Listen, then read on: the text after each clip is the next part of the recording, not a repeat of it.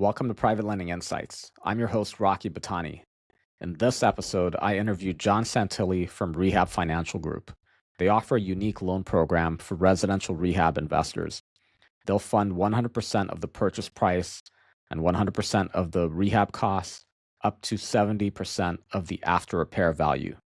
They offer this loan program in 18 states, mostly in the East Coast, a little bit of the Midwest, and in Texas. I've known this company since I first started in the business. They've been listed on privatelenderlink.com for about 5 years. I've actually visited their office outside of Philadelphia and spent a lot of time with them. I asked John to go into great detail about their program. I think you'll learn a lot from this episode. Let's get into it. Let's get started. All right, John, thanks for joining us to talk about Rehab Financial Group's 100% financing program. So you're one of the few lenders in the country that offers 100% financing on a large scale. Can you tell us a little bit about the program? Just give us a quick overview. Sure. Well, the program's been around for a while. I mean, we've been around for a while. The company started up in 2009.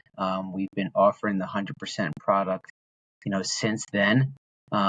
We've evolved over time, and we focus on, experienced and inexperienced folks. So we don't really require experience for our program. And we lend 100% of the purchase, 100% of the rehab, up to 65, 70, or even 75%, depending upon your credit and your experience. How about the loan amounts? What's the minimum and what's the maximum? Sure. Our minimum loan amount goes down to $100,000, and our maximum loan amount is capped out at $1 million right now. We're not looking for really large, gigantic, deals. We're looking for the cookie cutter, run of the mill, fix and flip customer that's going to be able to get in and out 9 to 12 months. And that 100,000, does that include the purchase and the rehab costs altogether? It does. And how about if someone wants to buy a house that the purchase price is sub $50,000? Is that something you can work with? So one of the rules that we have in place in our underwriting guidelines is that, without experience defined, our definition of experience is like many others, it's going to be 3+. Okay. But if you, or one with us, if we have experience with you, you do get credit for that. So one with us or three with somebody else, we can go up to 150% of the purchase price. Otherwise, we are capped at 100% of the purchase price. So we utilize kind of what the industry norm is, kind of keeping, the purchase price and the rehab amounts aligned. Okay. So bottom line with that is you don't want to get into a project where the rehab budget is double or triple the amount of the purchase price of the property. Correct. I mean, a lot of people bring us, like knockdown rebuilds or burnt down houses and stuff like that. And that's just not what we're looking for. Let's talk about the project types. I'm assuming this is primarily fix and flip, right? Where they're going to sell the property at the end of the rehab. No, it's buy and hold as well. I mean, we get a pretty nice mix. I mean, we get a lot of buy and hold properties and a lot of fix and flip properties. In this market where the rents are still very rich, we definitely have seen an uptick in the buy and hold properties. And I think that if you, anecdotally, if you looked at our portfolio, we're probably split right down the middle, about 50-50 at this point in time. And what about the after repair value? If do you vary that based on the geography or based on the borrower's experience or the borrower's finances? Sure, it's based on credit and experience. So someone that has zero experience and has above 700 FICO score can get 70% of the after repair value. If whether you're experienced or not experienced, the fact is that if you're below 700 credit score, you're going to wind up getting capped out at 65%. So it is important that we look at it like, we know that there's a lot of experienced folks that, depending upon how they manage their credit, how they manage their projects, whether utilizing business credit or whatever, the fact is that, sometimes they slip below that 700 credit score. We're looking for the 700 credit score, to be above a 700 credit score from all of the borrowers, or the highest score from the borrowers is going to get them qualified. I'm sorry, to clarify that, Rocky, if there are three borrowers and one of them is above the 700 and this is an established entity, we will take that as the highest score. And what about on the low end? What's the lowest credit score that you'd accept? 650 is the lowest credit score that we will go to. Okay. And what else are you looking for in terms of qualifying a borrower? Let's say they have a 690 credit score. They've got one project under the belt with another lender. What else are you looking for to qualify them? We're really looking at, the liquidity. I mean, the market, looks at experience, credit, liquidity, as the main variables there. So liquidity, we're looking for 25% of the rehab budget plus your closing costs, or $15,000 plus your closing costs. So most of the time, because of these budgets being a little bit larger, it winds up being about, 25% of the rehab budget plus closing costs. So let's say there's a project where the purchase price was 200,000. There's $100,000 rehab budget. You just want them to have liquid cash of $25,000, right? That they can prove And that the they have in closing the bank. cost, correct, Okay. and the closing cost. And we'll take variations of where we can get that liquidity from, but we want cash at the closing table. So, the fact is that you have to have at least the cash to close. All right. And then we could take a look at things like your stock accounts, your 401ks, 50% or max of $50,000 of your 401ks. We take a look at, lines of credit, things like that, that can be the additional liquidity required above the cash to close. So it's not like you have to have the cash just sitting in a savings account. It could be anything that could just be liquidated in case the funds are needed. That's correct. That's Okay. exactly right. I mean, effectively, we want you to be able to manage your project successful and get out successful. We're not looking to obtain properties. We've been in this business for too long. Our default rates are very low. And the fact is that, we do go a little bit more conservative, with the way that we approach these because we want you to be successful as well. And now in the past, you used to require income verification and you used to look at borrowers' tax returns. So that's changed now, right? What's the journey been like to Yeah, make that big shift? I mean, this has been the exciting part of the journey, right? I mean, I think that we've been known as the 100% lender for a really long time. We've also been known for, wow, there's a lot of documentation required there.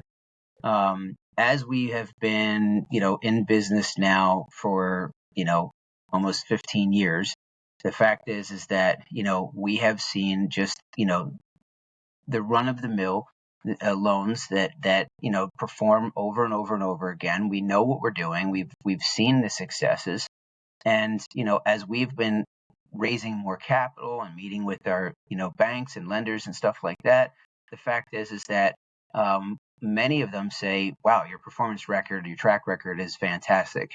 So it gave us kind of like the market has shifted. Maybe it's time for us to shift as well. So what we have done is we've brought us closer to the norm, and we're not requiring income verification. We still are asking for it. We're still asking for stated income. Where's your income derived from? Those types of questions. But now we're just really requiring liquidity verification, 3 months bank statements, liquidity verification. Your entity information. Grabbing your authorizations for your credit and any verification that we need for your experience. Nice. And how about the closing costs? Going back to that, uh, what are we talking about in terms of closing costs? Or do you have to pay points at closing in addition to all the legal and title and escrow? Correct. We have, 2 to 3 points at closing, and your interest rates are pretty straightforward. I mean, this is a very attractive product. The fact is that most lenders are going to require 10, 15, 20, even 30% down payments. So the reality is that we're not requiring the down payment in this case. And if you can get a loan without a down payment, we feel like our market rate is in the 12% range, and that's where we've been for quite some time now. With the closing costs being, let's say your points are 2 or 3%. So if let's say it's a $200,000 loan amount, then I just need to bring 2 to 3% of that in cash at plus the closing costs when the deal funds, right? Correct. Whatever your third party expenses are, your homeowner's insurance, your title costs, your standard closing costs there. And then we have, your processing and underwriting fees and stuff like that, which are pretty much standard and aligned within the industry, about $2,500, all in there. Okay. And then after closing, do I need to pay all the costs for the first phase of the rehab project, like buying materials and just getting it started? Correct. We issue our draws in arrears, so you're fronting the construction cost, and then we will send an inspector out to verify that it is complete. And once we have that verification, we release the funds. So our draw process is pretty simple, and we try to really help the borrowers out in this regard. We release, primarily on 100% line item completion. We will help you up front to really put that budget together, so it makes it very easy for you and your contractor to get the funds that you need. But if you do all of your demolition work and now it's time to grab $10,000 for your demolition work, we send the inspector out there. The inspector verifies demolition's done. You send it to us. Usually we release the funds in 24 hours. All of our servicing is done in-house, which really gives us a great advantage over some of our peers that are outsourcing that. So, the fact is that we find that a lot of our borrowers are happy about our draw process. And with the beginning of the project, those expenses that I need to pay for, could that uh, could that be part of the liquidity that you require? So let's say at closing, $100,000 budget, you require me to have $25,000 in liquidity. Can I use some of that to pay for the rehab project just for the first phase, or is that separate? No, it's completely separate. I know that there's some lenders out there will advance, some of those funds. That's not us, and that's really unique. Okay, got it. So 25% of the rehab costs in liquidity, and then plus I just need to be able to pay for the first phase of the project out of pocket. Correct. What are the minimum maximum loan terms, and do you have any interest reserve requirements? Yep. So we did remove our interest reserve requirements as well during this change. We want to know that you're able to pay these payments right up front. Okay. And the fact is that, sometimes it does cause confusion for customers when you have that, interest reserve in place for 3 months, and in their fourth month, they're paying, and they're like, oh, I didn't realize that I had to pay. Now we come right out of the gate and they're paying, from month one through month 9. Our terms right now are 9 and 12 months. Okay, you do have a 3-month option, that's built into the loan program, a 3-month option to extend your loan. Okay, and fees will vary on that. But primarily, most of our customers are taking the 9-month term. They're out of these loans within 9 to 12 months. And for the larger projects, any of the ground up construction type stuff, we're offering 12 months out of the gate with, again, a 3-month optional extension. And how about if the project's done early? Is there any prepayment penalty? No prepayment penalties at all. We're happy, you're happy. Past year, 2024, have you had a lot of challenges with projects not being able to sell upon the completion of the rehab? The larger loans, for sure. There's just no doubt about it. I mean, the affordability has gotten tough. So on a $300,000 loan that you were able to, or $350,000 loan that you were able to afford 3 years ago with 3.5% interest rates, that payment jumping up by $1,200, $1,500 per month has made it very, very tough on a $350,000 loan. So what we have seen is that the houses that are less than 350, let's say $500,000, are selling a heck of a lot faster than those that are in the $1,000,000, $750,000 range. So we see that a lot of those houses are sitting on the market too long. They're the ones that are asking us for the extensions. They're the ones that are having to do price cuts. They're the ones that are coming back to us to see if we can help them out in the process as well. Fact is that it's been tough, and it's another reason why we have kind of reduced our loan size, okay, and our ceiling on the loan size, and why we're looking for more of those cookie cutter type of loans, so everybody can be successful. So you said that you'd lend to real estate investors that don't have any experience with rehab projects. Do you have any other requirements to where they have to compensate for that lack of experience? Well, I mean, I think that, the way that we've approached it is this: majority of the market wants the 3+ experience individual. We see that there are some really good candidates for real estate investment that have zero experience. Um, they may have lots of liquidity, okay, great credit, great track record from those two variables, which are not variables to walk away from. So for us, we feel like there's a great opportunity to lend them money. So we don't require them experience, but we just keep a cap on that, that rehab total amount.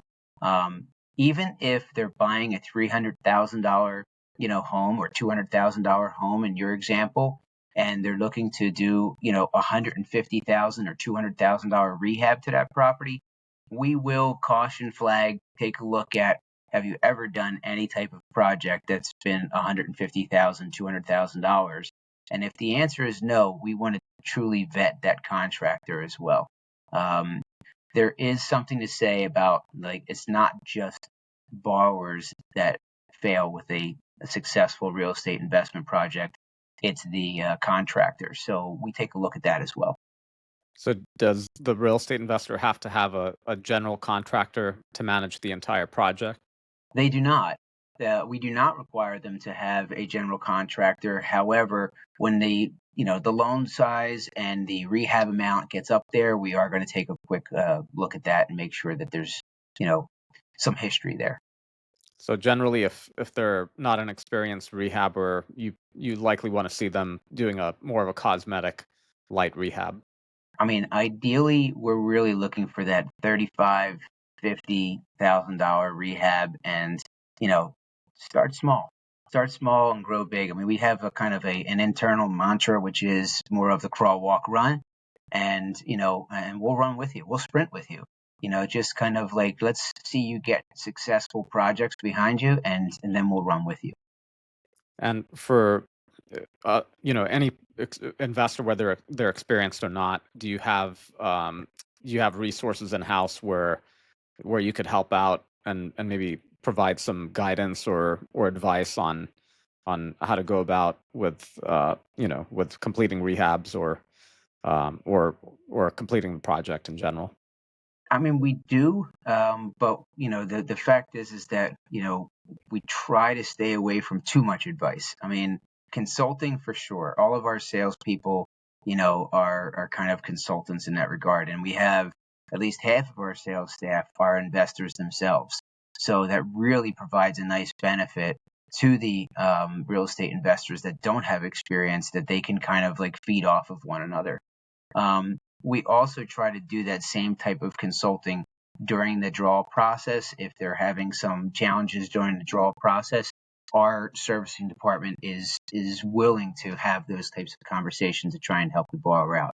At the end of the day, if we can help each other get this project done successfully, we see a lot of customer loyalty. The only last thing that I would probably want to say is that we deal with brokers and borrowers. Okay. And I don't know if that's relevant or not for your world. Yeah, absolutely. Yeah, we have tons of brokers in our network and in our audience. So yeah, glad you mentioned that. Great. Is it a white label program for brokers, or is it just a straight brokerage It's a straight transaction? broker program. You do need to become an approved broker. There's no cost to it, but you do need to become an approved broker. We will do a full background check, and verify that, there's no real fraud in the background or anything like that. And let's talk about geography. In which states or regions is this program available? Primarily, we are east of the Mississippi, northeast, centric, but we go up and down the East Coast. We're not really too far west, although we are in Texas. We're in 18 states right now, and most of the states, I can't remember them all by name, but most of the states, all of the states are listed on our website. Okay. And are there any exceptions within certain metro areas? Like, are there any cities that you just avoid altogether? So what we're really looking for, and it's kind of, listen, the 100% program is unique by itself, of course. Okay, so what we're trying to do is make sure that, we protect ourselves and protect the customer on the 100% program. So what we're really looking for is large concentrations, MSAs, metropolitan statistical areas, that will really help the customer, that if they are in a jam, or even if we get into a jam, that there are buyers for these programs and these products and these houses. So really our focus is that, large population type areas. We're not looking for rural. So I'm sure a lot of people on in the rest of the country, let's say on the West Coast, they may be listening to this or watching this, thinking like, "Hey, why can't I get a loan from these guys?" Do you have any plans to expand beyond the eastern states?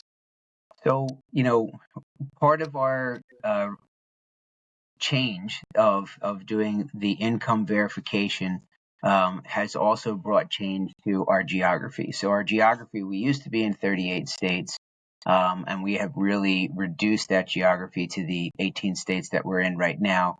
And really, it's again for our protection and the customer's protection. We want people that are boots on the ground. We want salespeople boots on the ground, and maybe we'll expand as we have more salespeople coming to us that, you know, have business in our 18 states but live in a different state, and they kind of prove some track record and get us attracted to maybe the market that they're in. Let's talk about ground up construction projects. Although most of your business is rehab, where they're fixing and flipping or fixing the hold, tell us a little bit about ground up construction lending. Sure. So this is not a big part of our business.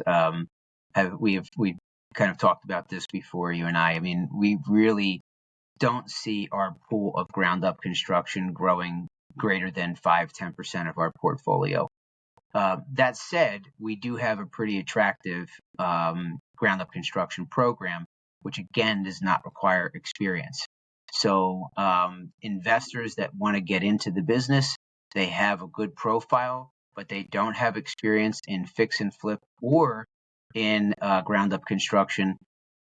We have a unique, product that we will offer them and say, yes, you can still come to us and do that program. We are going to have minimum credit scores on there of 700. Okay. And then in addition to that, we will have a mandatory contractor must be vetted. Okay. For certain. And then last but not least, that contractor has to be fully qualified like any other loan that we do. The terms that we offer on that are a little bit different. We do more of a 90% LTC, okay, loan to cost on that. And, we're looking for skin in the game from the borrower, on the land and the land and the construction portion of it. So does the investor have to have the land acquired already and entitled, or do you participate in any of that? We're not looking to do subdivisions or anything like that, but they do not need to have the land acquired already. Just as long as is that, the it's vertical ready. Okay, Entitlements are, mainly in place. great. Yeah, that makes sense. So you're not going to get involved in any horizontal work or No, entitlements. It has to be shovel ready, and then you just jump in and they're ready to start building. correct. And we've had some great ground up construction partners that, just keep coming back to us for more because of that, experience piece. So, we get a lot of referrals in that regard. And so, just to recap with ground up construction, the borrower does need to put in 10% of the vertical construction costs. They're 10% of the entire project, correct? 10% of the land, 10% of the construction cost. Got it. And how about reserve requirements? Is that any different than with the rehabs? No, it is not. You are going to be looking at an interest is drawn loan for the first 6 months to just make sure you have a little bit of runway and breathing room to get the project started. How about tell us a little bit about the company operation, about the size of the company, your location, sales team, and things like that? Sure. We're lean and mean. Okay. We're not going to be, some of these larger type companies where we have, hundreds of salespeople across the United States. We're actually looking for more boots on the ground salespeople right now because we want people to really own their markets more individually. We have about 30 people in total in the organization, and probably a third of those people are sales related, and the rest of them are going to be operations and servicing, accounting, servicing, and operations support. And really you are getting that personal approach. When you call into us, I mean, you're going to be speaking to some of the same people over and over again, and we form a lot of great long-term relationships that way. Nice. And tell us about your capital structure. How is this all possible that you can do 100% financing? Sure. So when Susan and Jeff first started the company, the fact is that it was their own capital. As they tested the product and really saw the successes, they started a friends and family fund, and we've been able to grow that fund substantially over the last 15 years. We rarely get the redemptions, okay, and the fact is that we get a lot of people that want to just reinvest, reinvest, reinvest. So we have more equity than we have debt at this point in time, and the fact is that that's the way we like our business structure, and quite frankly, so do the banks. So we also do have a bank line of credit as well. We've formed some great relationships over the years, and we've expanded those relationships of recent times.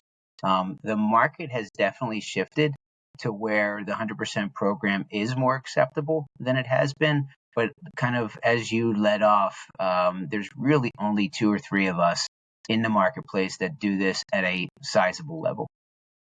And so it sounds like you're holding all the loans on your balance sheet. They're not being sold off to a secondary market, right? Very rarely do we sell any of our loans. We like to kind of, it takes a while to find a customer and to make a customer happy at the table. We like to keep them happy throughout the entire loan process. So yes, Nice. we service all of our own paper. All right. And how about just thinking about what's next for 2025? What are your thoughts on the private lending market, the real estate investing market? What are you thinking is coming for the next year? A release valve. I mean, the fact is that it's been a challenging couple of years, and I think the sustained interest rates for the primary market first have it's no secret that that's really created a bottleneck of houses that are just not selling. Okay, and it's created a bottleneck on houses that are not selling because people cannot afford them, and it's created a bottleneck of people wanting to sell their house because yes, I have the equity in this house that I can go afford to buy a new house, but do I really want to get into a bigger house with a very high interest rate? So I think that for our outlook for this year is optimistic. You and I just spent our time at the AAPL conference, and I think there was a lot of optimism about what's going on. I think there's some uncertainty about the values in certain pockets of the country, and I think that's something that we'll have to be careful about. I think Florida just got really decimated with the storms and stuff like that, and that there's some concern about some of the values in some of these coastal areas and stuff like that. But I think that we see that interest rates are going to continue to drop, which is going to create some more opportunity for people to sell houses and opportunity for people to buy houses. So I think that while this market is definitely a market that's been generating housing availability, I think that's going to continue. So I'm excited from that perspective as well. I don't think that the rents are going to go down. So I think even the buy and hold customers are going to be happy as well. So I think that there's a lot of opportunity in the market for real estate investors. This episode is sponsored by Rehab Financial Group. They are listed on privatelenderlink.com. They pay us a monthly fee to be on there. So they're not technically paying for this episode, but they're paying us somehow. So reach out to Rehab Financial Group through privatelenderlink.com. I'll put a link to their page in the description, or you can visit plllk.io/RFG, and that's the short URL to get to their page. Visit their profile to learn a lot more about them. You can contact them directly by phone. You could fill out a short email form. You could fill out a detailed loan request form, or you can visit their website. Please be sure to tell them that you found them through LenderLink. Thanks for tuning in and listening all the way to the end of this episode of Private Lending Insights.